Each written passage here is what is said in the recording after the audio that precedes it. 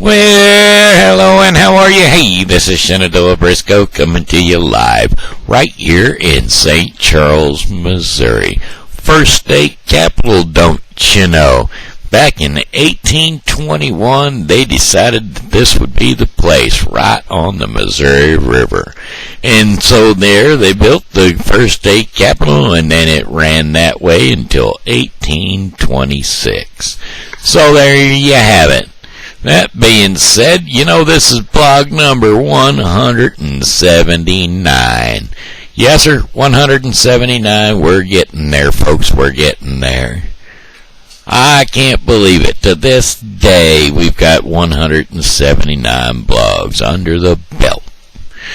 All right. Hey, people have been telling me to go back and redo some of my stories because, well, I haven't told all of them in a long while.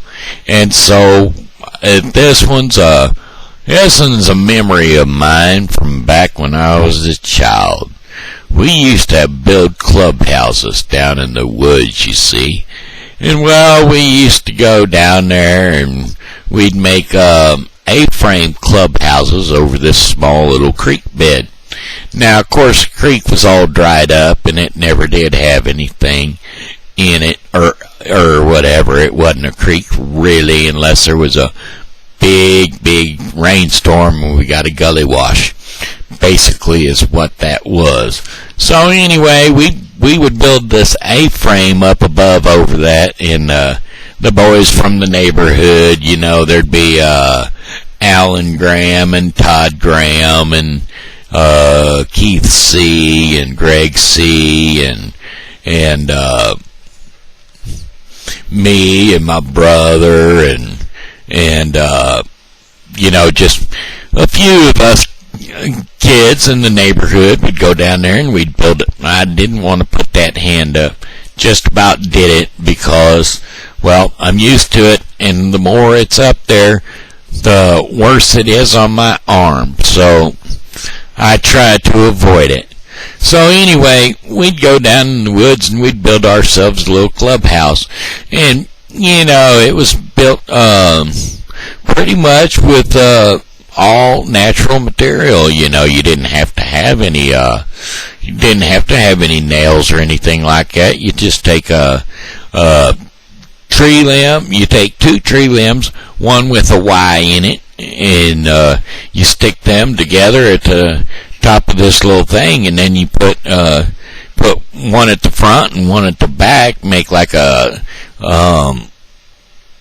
sawhorse joist, and then you put one long one across all of that, and then you lay other ones up against it, and every so often you put another couple of forked ones into it for some more support in the center of the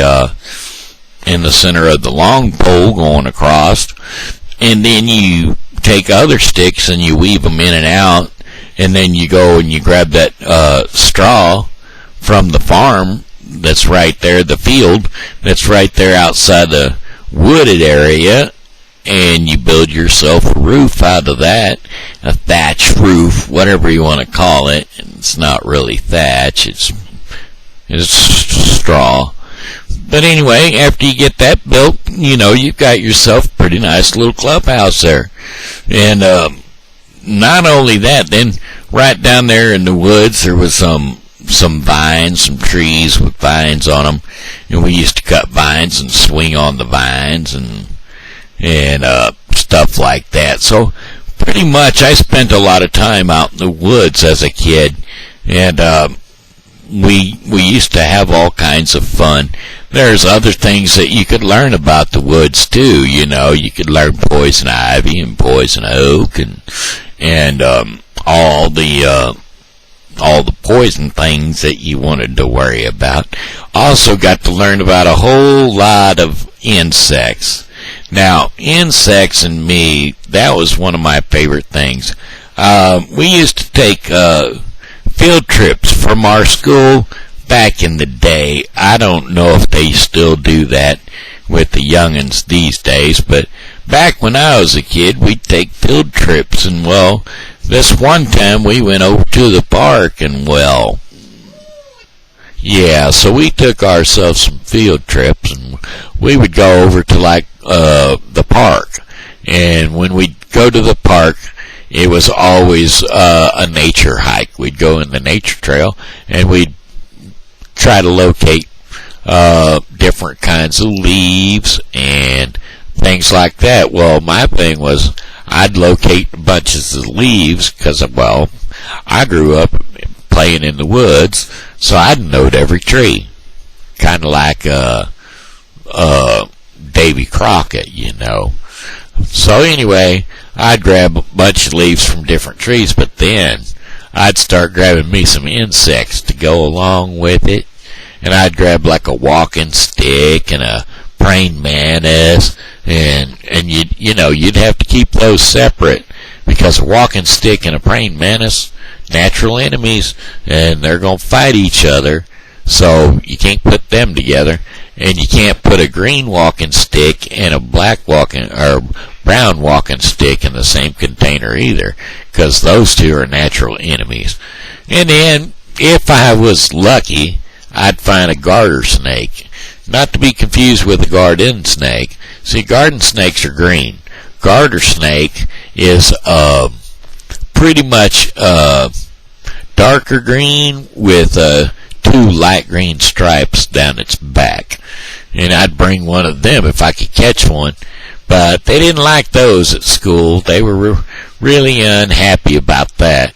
Of course, every once in a while on the way to school, we'd find a black snake and drop her in behind the door on our way into school. Just piddling around. We were kids, you know what I'm saying? We'd throw one in behind the door, so later on during school we'd all get a little chance to get outside because, well, somebody somewhere had spotted a snake, and, well, they'd call everybody out of the school because they had to catch the snake. Wasn't me. At least that's what I claimed. Wasn't me. Anyway, so I'd bring back a bunch of insects, and one of my favorite insects, speaking of that, was the only reason I'm bringing this one up is a jumper spider.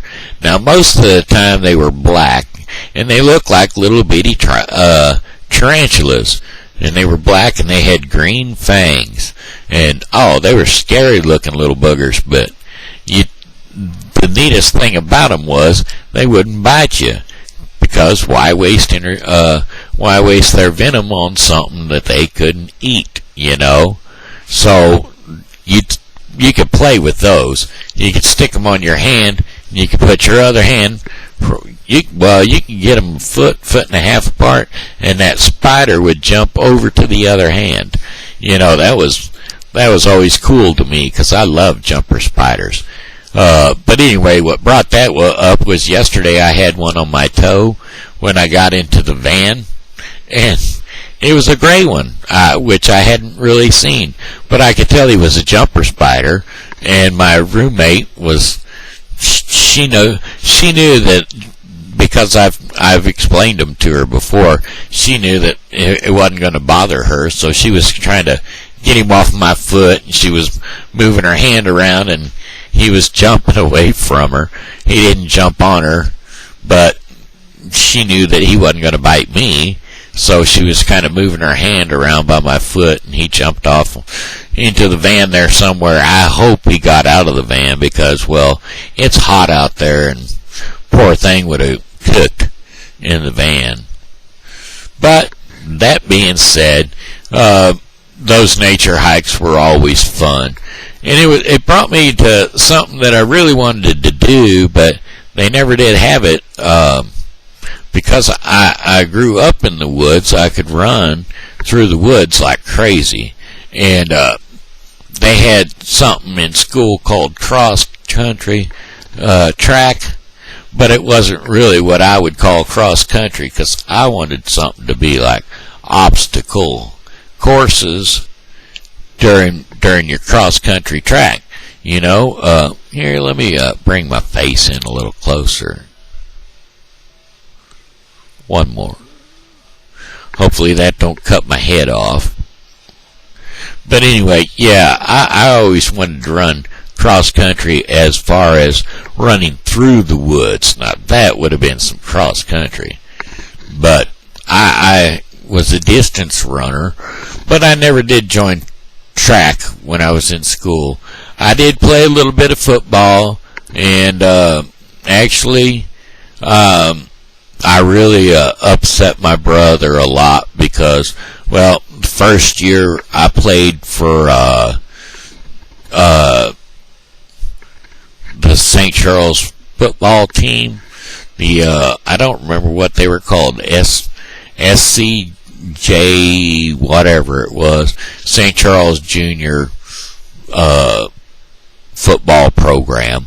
But anyway, the first year I played that, only the one and only time I played it, I was on the 7 and 8 lights. Now my brother had played it from the time he was 7 up until he was 12, I think, and then after that they played in school, and he played football all throughout his whole junior high school and his senior high school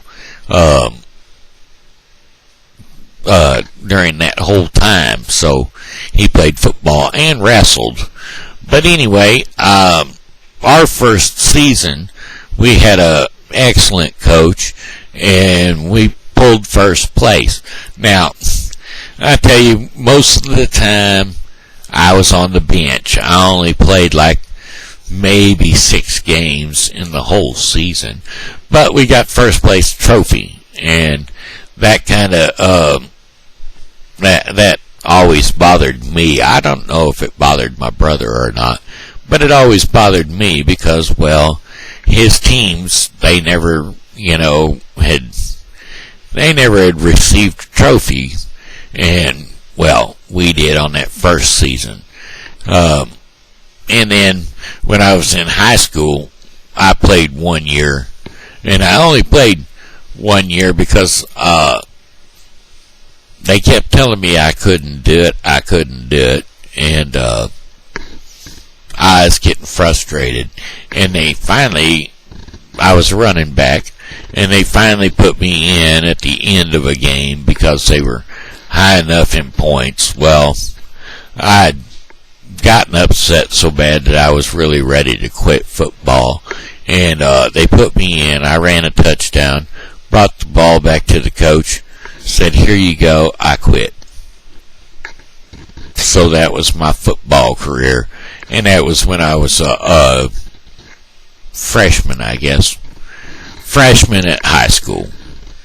Because I'd went through the whole summer camp doing football, and that was the other thing. We used to have our gymnasium open all summer long, and we also had summer football camp, but the gymnasium was open all summer long, and you could go over there and you could work out, and you could shoot baskets and jump on the trampoline, and it was a pretty good time over there during the summer, which I don't know if they still do that or not. It's been a long time, I haven't checked up on stuff like that for years. One of these days I might go over and check it out. Anyway, hey, I'm really into this. This is 13 minutes, and I've been talking about little old-time stories about how I grew up. Hopefully that's something entertaining to y'all, because, well, it entertained me when I was there and doing it. Ouch. I gotta get a drink of water here.